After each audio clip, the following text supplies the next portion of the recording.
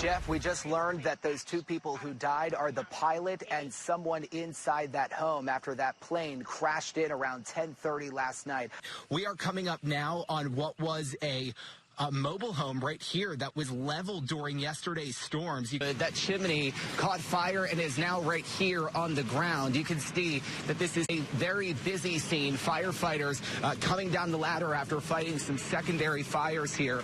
And Jeff, when you take a look at that damage, it is quite amazing to think that the driver was able to walk away. Troopers say that Anthony Tidwell was going 80 miles an hour when he plowed straight through the front of Falcon Town Hall. You are getting a live look here of all of that debris that they are going to have to go through and piece through over the next couple of days. Lena, you talk about just how intense this explosion was less than 24 hours ago, and we are 7 floors up on a parking garage, and there is a piece of a window with a lot of shattered glass all over. We know that a woman and child were taken to the hospital about an hour and a half ago or so. They are expected to be okay. We got here about 15 minutes ago, and we're inching our way closer to where this fire happened here at the Hillside Nursing and Rehabilitation Center. You can see this is the room where firefighters have been focusing their attention. You can see what it looks like right behind me, but let's get right to that incredible video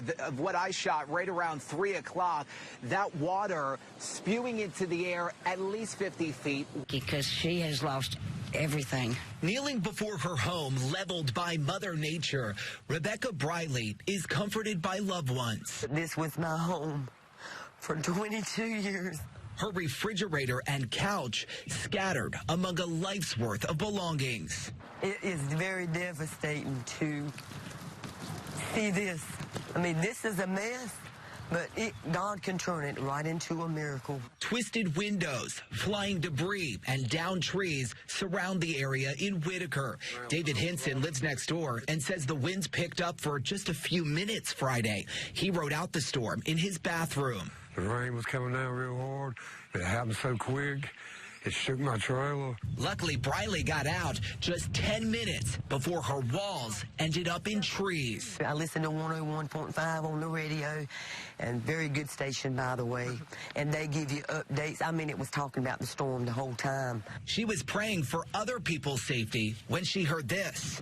This storm is now approaching Edgecombe, and I knew right then that storm was coming in my direction.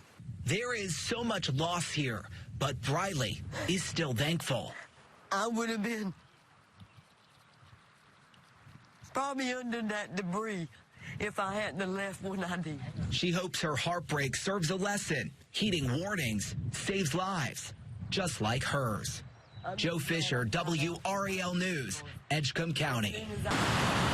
The relief for Casey Hathaway's safe return is still fresh, especially for a woman who says she carries the heaviest burden. I'm glad it's fine, because it would have been terrible for everybody if something had happened to him. It was Tuesday afternoon when Julie Toller's great-great-grandson wandered off on the heavily wooded street that bears her family's name. They play out there all the time, and they go back and forth from my house to my daughter's house. This time, Casey vanished, launching an all-out search with volunteers, even the FBI. I felt guilty. I didn't want to get warm because I knew he was cold. I didn't want to eat because I knew he was hungry. It's just terrible. Freezing temperatures one night, heavy rain the next.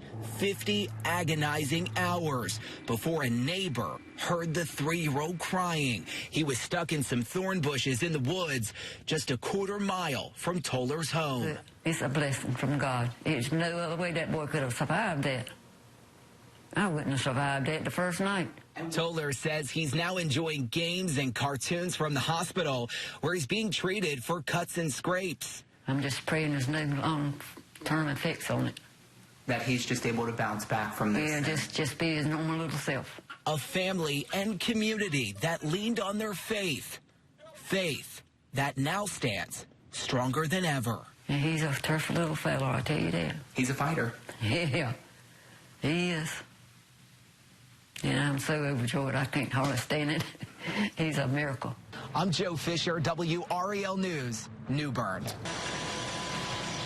Still under construction, and the Saint has already sold 10 of the 17 units on this 1-acre property nestled between Cameron Village and Glenwood South. We wanted to create a statement with the architecture. We wanted something that is really avant-garde for this market. Stretching 4 floors high with city views, this 2,800 square foot 3-bedroom features 10-foot high ceilings, marble countertops imported from Italy, hardwood floors, and custom-built windows and closets. It's really for a discerning buyer that's well-traveled and wanted something more European, more edgy, in terms of materials, in terms of lifestyle. Even the foam walls are designed to cut down on electricity. So there's nothing cookie cutter about them. And it could all be yours for $1.3 million, about $450 a square foot. There's no way you can get this much square footage in this location with this quality.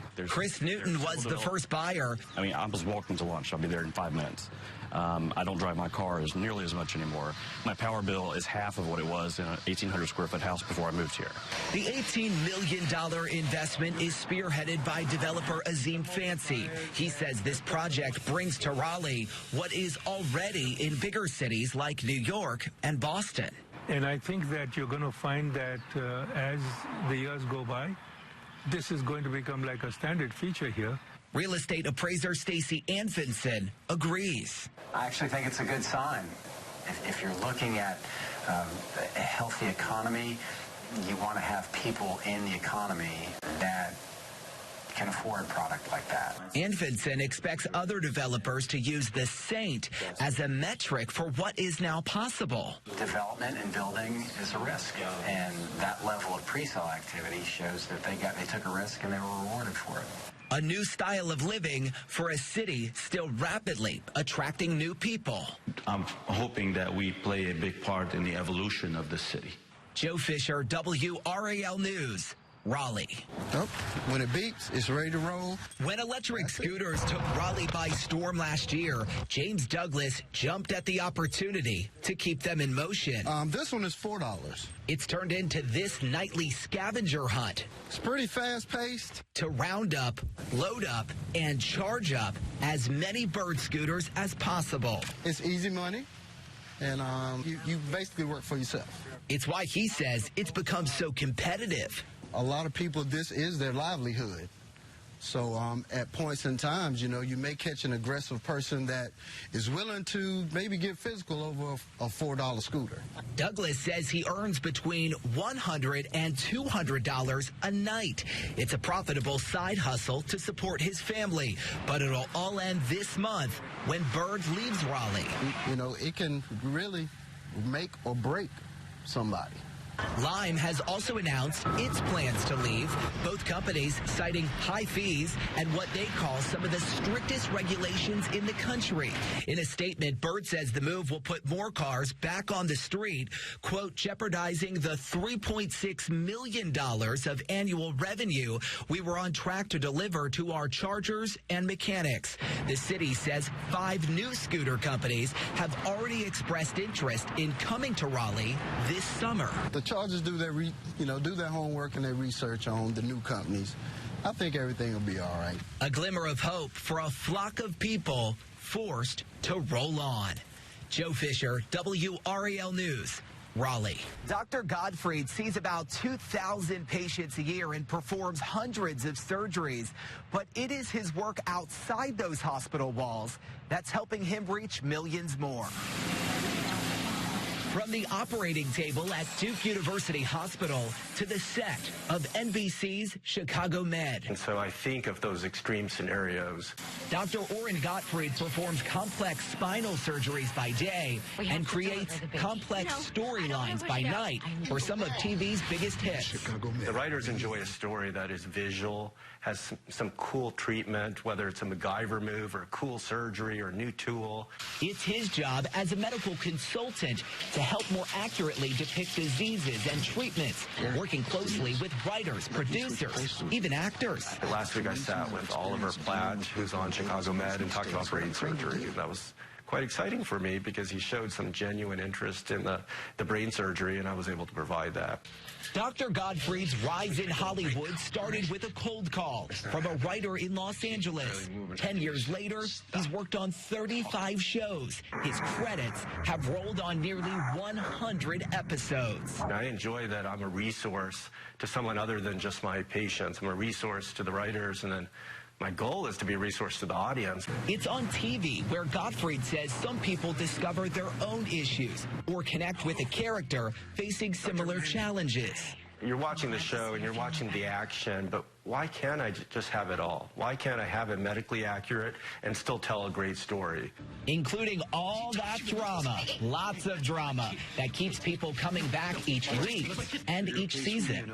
I mean, I would like to think that in modern medicine, we've been able to figure out how to keep complications to a low rate. In TV, we need to experience some of those complications, or the story would just be open and shut. Still, he says, the reality often shines through. I mean, the successes and the failures and the illness, they're so extreme. And who better to help capture those high stakes than someone watching it play out before them every day?